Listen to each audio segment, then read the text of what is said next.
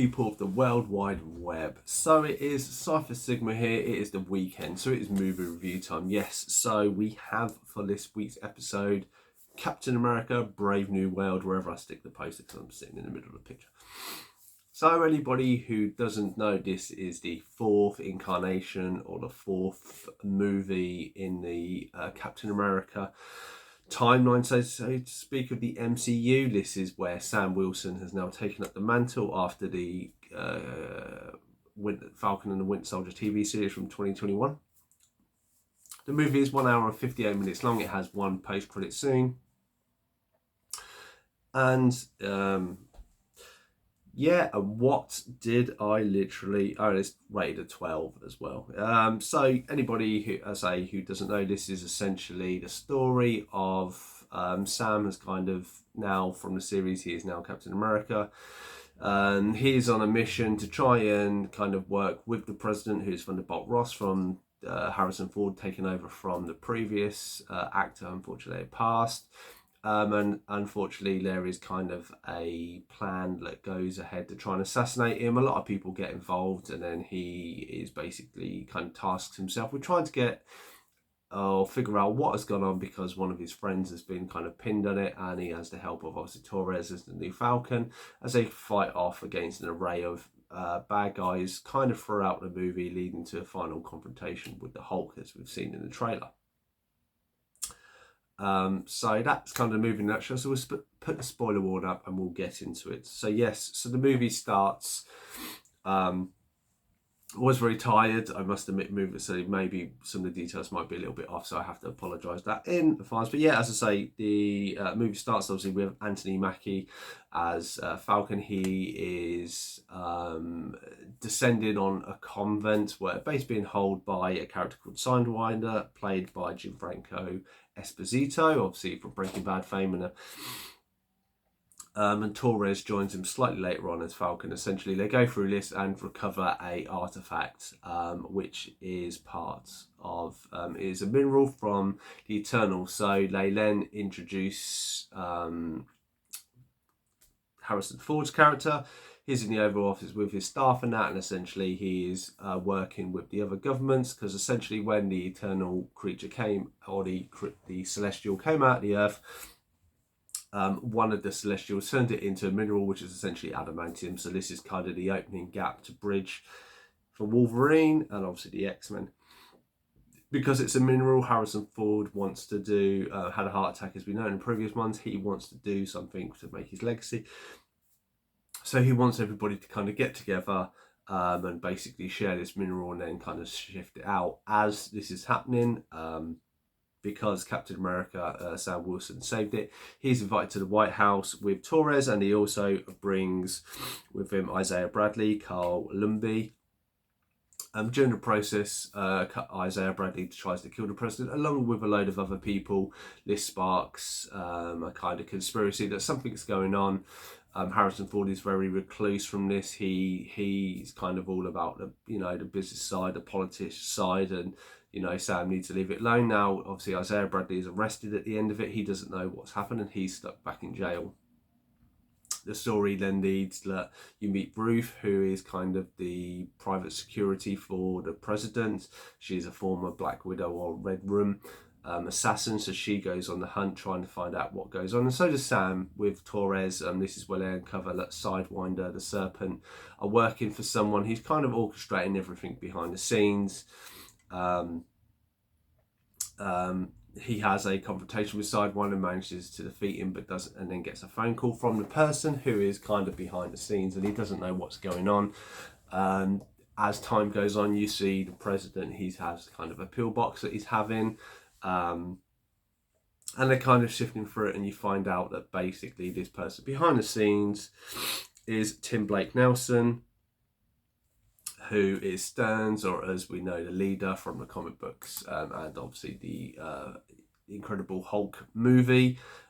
He is pulling the strings. He was basically put in prison after the movie. He was working with Thunderbolt Ross to help him because he has a heart condition, and that's why he's made these pills and stuff to make him better. But there's all alternate. Basically, the drugs are laced with gamma radiation. which we find out at the very end of the film. And essentially he's pulling the strings to orchestrate to basically kill Captain America and get vengeance and kind of have the world as he wants to have the world.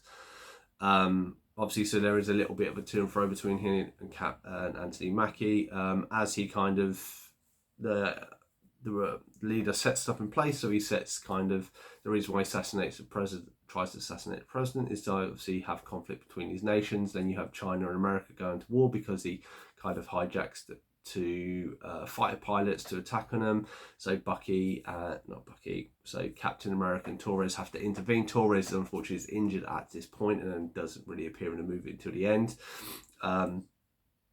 Ruth does come into it a little bit. Obviously, guys working with Anthony Mackie's captain, they kind of find out the truth about the drugs, but are not there in time. The leader kind of shows up, has a kind of confrontation with Sam as he's arrested, but he knows he's got this kind of thing in the back of his mind, his backup plan. Essentially, during the talks are sorted out once Cap stops China and the American war. They all come together. They're all going to have a big announcement. During this announcement, the leader plays a video over the tannoys that basically gives off that there is some dodgy dealings been going back. Besides, Thunderbolt Ross gets angry, turns into the Red Hulk. They have a big fight.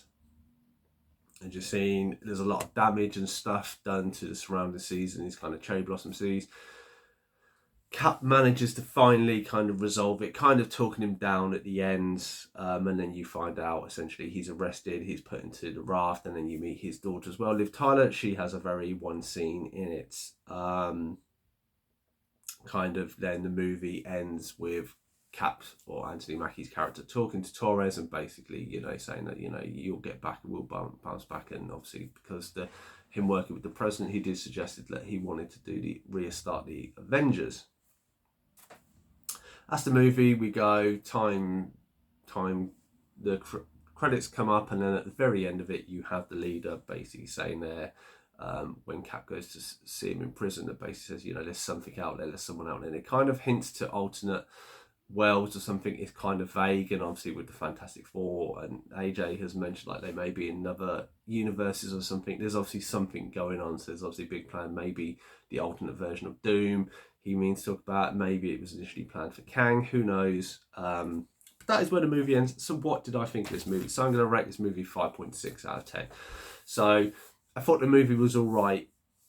It had some good bits. It had some bad bits. There had been some reshoots. So the reshoots were to bring Sidewinder in. The Serpent Society are only featured in Spates. The actress from Alita Battle Angel, she was meant to be a character and she was removed for some reason. For me, it just felt kind of discombobulated with the story. Going back and watching Falcon and Winter Soldier, it was very much that story is there to build this character up for him to then go on to Captain America. Now he has massive shoes to fill, and I think this was the platform for Anthony Mackie to shine.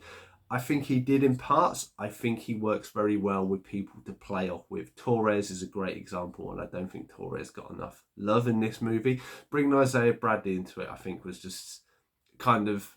It was good to have him as kind of the mentor role because of where he stands. But I think then him being part of the conspiracy and him being thing was a waste of time. I felt the leader was almost shoehorned in. It kind of...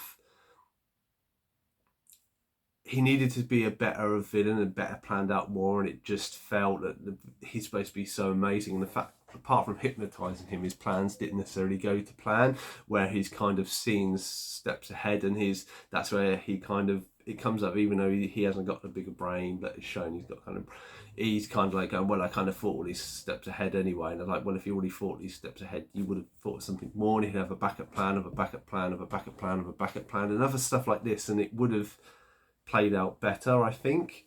The Red Hulk, I must admit the trailer was the most disappointing. I mean, I enjoyed the trailer to see the Red Hulk there, but it gives it away. The fact we have to wait out of a 2-hour movie, an hour and a half before he even turns up. He's taking pills throughout it, and if anybody has ever seen any any sort of film, any sort of mystery. The fact the president's there, he's obviously having a bit of a bad time. He's had heart issues. He's taking these pills secretly, and we know the Red Hulk comes into it. It's like, because the trailer's giving away, is like you already know from literally the first-ish scene with Thaddeus and Ross that they're. I mean, I wasn't a big fan of Harrison Ford as a character. I know he's stepping in because the character's passed away, and to be honest, I really don't think we needed the president to be a major character in this. I reckon, yeah. And the funny, when I see this, I get a very symmetric feeling of Idris Elba. If you've ever seen the film Pacific Rim, he has an illness, he takes drugs. And to be honest, if you'd brought Idris Elba in, he's the president, and he just has a few scenes where he barks orders at stuff and wants to have Sam and stuff, that would have been fine.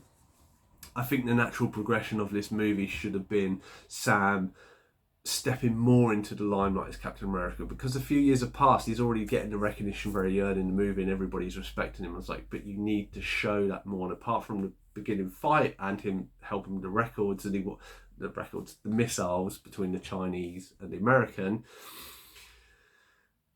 he needed more of a spotlight to kind of bolster his character up. He's never going to be, I think, a Steve Rogers, and I think they play too many times on that, and he's like, well, I should have taken the serum, and that he needed to be listening, and there's too many comparisons. It's like, well, no, let's have a story, let's bring in it, there's someone orchestrating something behind the scenes with the government. They tried to kill the president.